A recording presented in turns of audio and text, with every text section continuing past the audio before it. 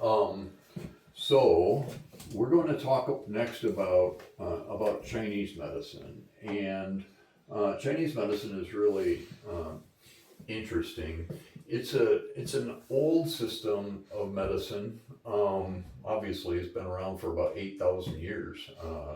For example, we have found prescriptions for acupuncture uh, for horses that were written on tortoise shells before they invented paper. 5,000 years old, which is crazy when you think about it.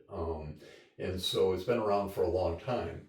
But the cool part about Chinese medicine is that we didn't just dig it out of a cave and start using this 5,000-year-old medicine. It's been around that long and continually used, continually improved on. It's just been around for a long time compared to allopathic medicine, what we think of as Western medicine, which has really been around since about the Civil War, so maybe 150 years. And so when you look at that 150-year-old medicine compared to this medicine that's been around for 8,000, 5,000 years or so, there's a lot that Chinese medicine can bring into the picture, things that we've forgotten about or haven't used. And so there's a couple of oddities about Chinese medicine that are hard for us Western medicine thinking people to try to sort out when we're thinking about how all this works. The hardest part for me when I was learning Chinese medicine was the Chinese medicine practitioners, because they didn't really have diagnostic tests available. They never really cared about why something happened. Okay, so in Western medicine, if we're going to give a medicine, we want to know how it works. Why did it make a difference? In Chinese medicine, they didn't really care that much about that. They didn't put the focus on the why. They cared that it worked. So if you stick a acupuncture needle in right here and it helps you breathe better, that's what they care about. Okay, and if they could put that needle in right here on every single patient and they all breathe better, that's fantastic.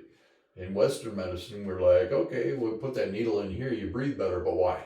Show me why, then we'll agree that it works. They didn't care about that. So it's a little bit of a mindset difference, a little bit hard to grasp. But I'm going to kind of explain some of these concepts. So the thing to think about with Chinese medicine, it doesn't matter which modality, whether we're talking about herbs or Tui Na or Chinese medicine, food therapy or acupuncture, it's all about the same thing, and it's all about balance. Okay? Our goal is to restore balance to the body so that the body can fix itself. And that theme is pretty much true for all of the holistic medicines. Once we try to, we don't try to correct the disease, we try to make the body healthier so the body can fix the disease. And that's really what we're trying to do, okay? I like to tell people too that, and I don't care what the diagnosis is, whether it's a twisted ankle or cancer, I can't fix them, okay? I can't fix your dog, all right? Neither can any practitioner, and I'll challenge any practitioner on that fact.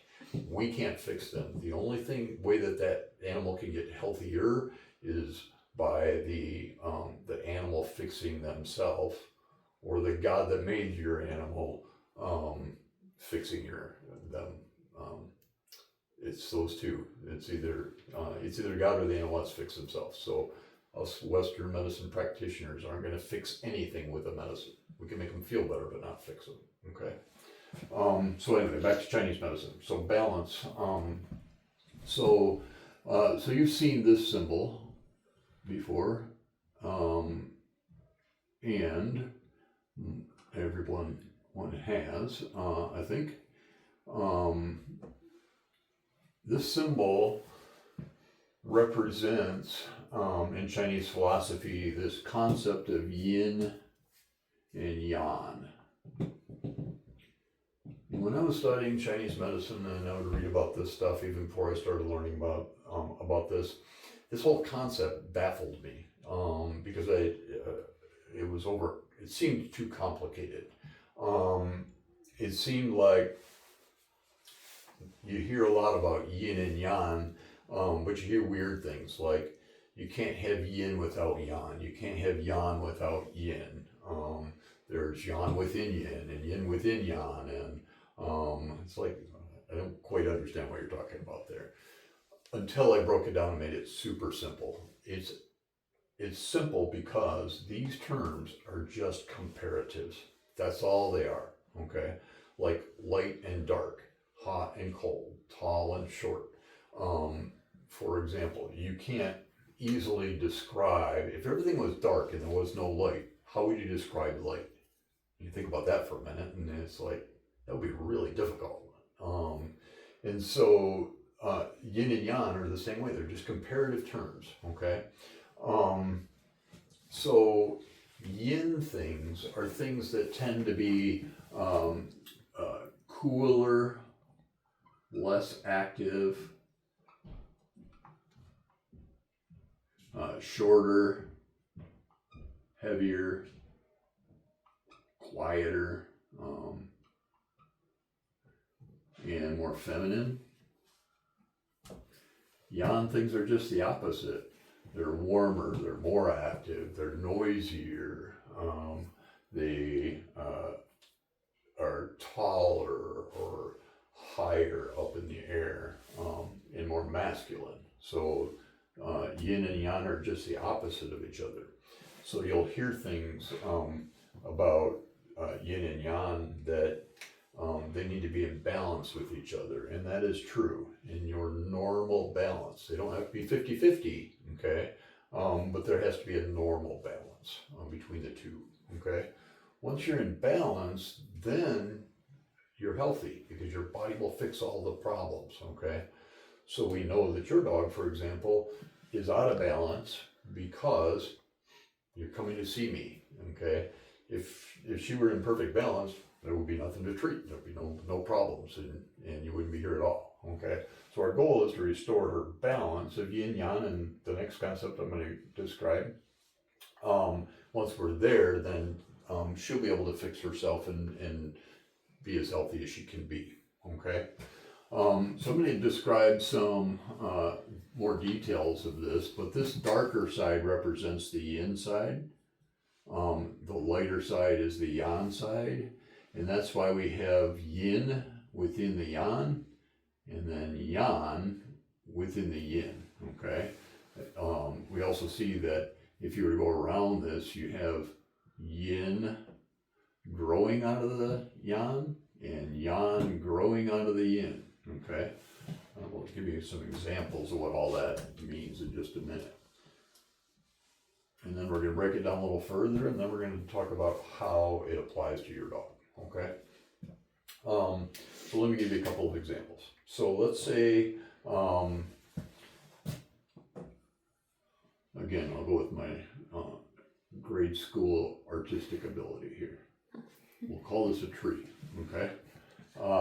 And let's say there's a big rock. So picture a field with a big maple tree or something out in the middle of it, and a big rock underneath that maple tree.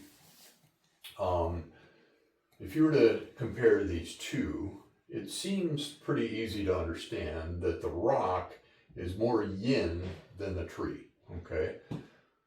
The rock, if you were to touch it, it's going to feel a little bit cooler. It's less active. The tree blows around in the breeze. It makes leaves. They fall off. And it's going to be a little bit warmer, a little bit more active. You can actually see it grow. Suppose if you were really patient, you could see a rock grow, but that's going to take a lot of time. And so you would think, okay, comparing these two, that the tree is more yang and the rock is more yin, and that's probably true. But what you can't say, though, is you can't say that the rock is something that is yin.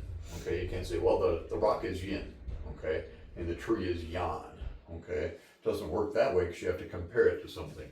So let's say, for example, that now a big bird flies over, that's my bird, okay? A big bird flies over the tree, and that just throws our theory all to pieces that the tree is purely yan, okay? Because if you look at the bird compared to the tree now the tree looks pretty yin because it's just standing there, okay? So the whole point there is that it's just comparative terms. And that'll make it easier to understand as we go into this a little bit more in detail. There's one more concept I want to show you before we get into the 5 elements theory, and that is this. If we were to take a 24-hour day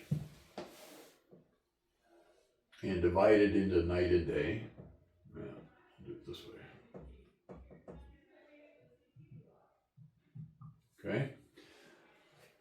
Again, it's pretty easy to understand that the night is more yin than the daytime, right? It's cooler, it's darker, there's not generally as much activity happening and all that, so that makes the night, when you compare it to the day, more yin, okay? And the day is more yang.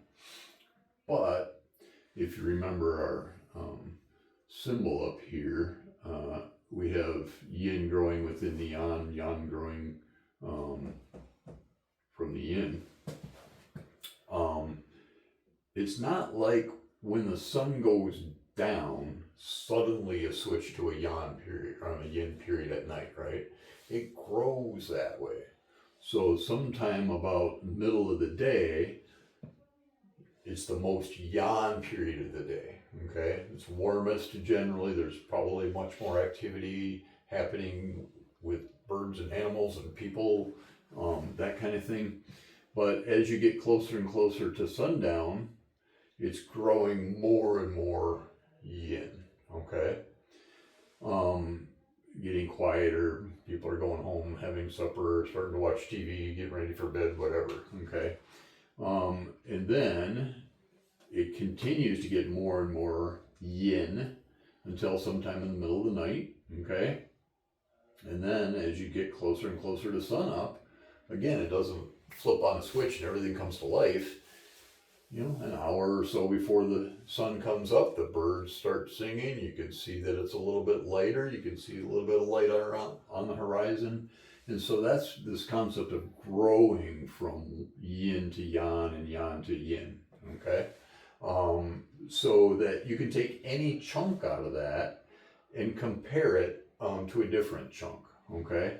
So if we just made 2 marks here, you can say, well, this part of the day is probably much more yang than this part of the day, which is going to be more yin, okay? And we can do the same thing when it comes to health. We can take pieces and components of time and compare them to see if we're making progress or no progress. Make sense? All right. So this whole yin-yang concept is great and works pretty well when you're describing things like trees and rocks and birds, but when we wanted to learn more detail about medicine and biology, they needed to break that down a little bit further, and the yin-yang concept just wasn't quite detailed enough. So all they did is they broke that into 5 pieces instead of 2 pieces. And they called that the 5 elements theory. Okay? So with 5 elements, the 5 elements in Chinese medicine are fire, earth, metal, water, and wood.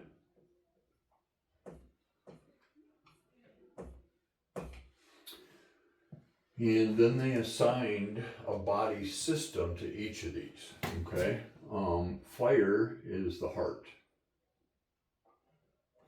And when I say a system, it's the whole system associated with the heart. So what we think of as the circulatory system. So it's the heart valves, it's the pericardium, the sac around the heart, it's the blood, the arteries and veins, all of that, everything circulatory belongs in fire. And in some of these elements, there's some secondary systems too. The secondary one for fire is the Shen, and the Shen in Chinese medicine is the mind and the emotions. So all that belongs to fire, okay? Earth is the spleen, which is the whole GI system or digestive system. Metal is the lung, also the skin, and then the immune system. I always move that a little closer up here because we know there's also a huge connection between the immune system and the digestive system as well. But that shows pretty good how they're attached together here. We'll explain that in a minute. Water is the kidney and bladder. Also the bones and the teeth. The lower back. And also the endocrine system belongs there too. Okay, so all the hormones fall under water. Wood is the liver, the tendons and ligaments, the eyes and the feet, and some other systems too. Okay. The point is that all your body systems have a place where they belong in one of these 5 elements. And so in Western medicine, we look at these all as just separate components. So if you have a heart attack, you go see a cardiologist about that. It's a guy that does nothing but hearts, okay? And they really ignore all the rest of it, okay? You might see a pulmonologist if you have a lung issue, or an allergist if you have an immune system problem, okay? Chinese medicine, and it kind of makes common sense to me that these systems are all together, okay? You can't just unplug your spleen and plug in a new one when you have a problem with it, because all these are connected. So in Chinese medicine, here's how they're connected. There's a couple of relationships. The first relationship is a mother-child relationship, where each system has a child that it takes care of, nourishes, and supports.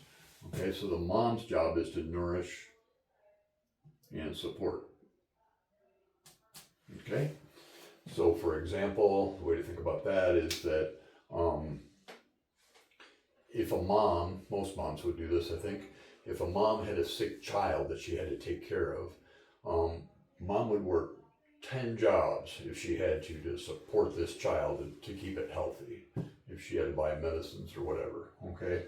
But mom can work herself really hard, and she can become sick too by taking care of this sick child if she overdoes it, okay?